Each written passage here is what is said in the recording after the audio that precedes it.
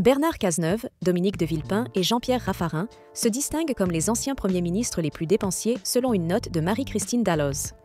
La députée des Républicains a obtenu des chiffres concernant les coûts des avantages de ces anciens dirigeants. En 2023, 11 d'eux ont bénéficié de services tels que chauffeurs et secrétaires, pour un total de 1 422 000 €. Ce montant représente une augmentation de 11 % par rapport à l'année précédente. La députée suggère un effort de modération face à la situation financière de la France. Marie-Christine Dalloz a souligné que certains anciens premiers ministres, très présents sur les plateaux de télévision, devraient être davantage exemplaires. Dominique de Villepin, invité régulier des médias, est particulièrement concerné.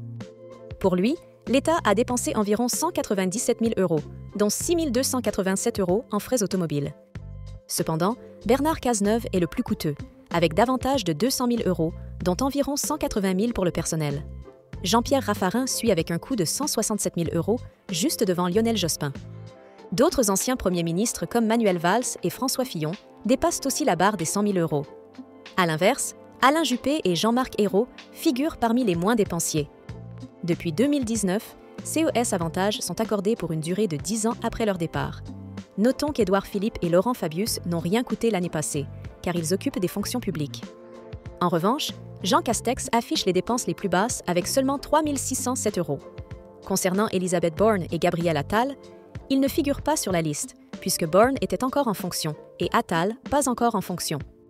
Les dépenses pour les anciens premiers ministres dépassent légèrement celles des anciens présidents, avec un coût total de 1 322 000 € pour Sarkozy et Hollande en 2022. N'hésitez pas à interagir avec cette vidéo en laissant un commentaire et en vous abonnant à notre chaîne pour plus d'actualités.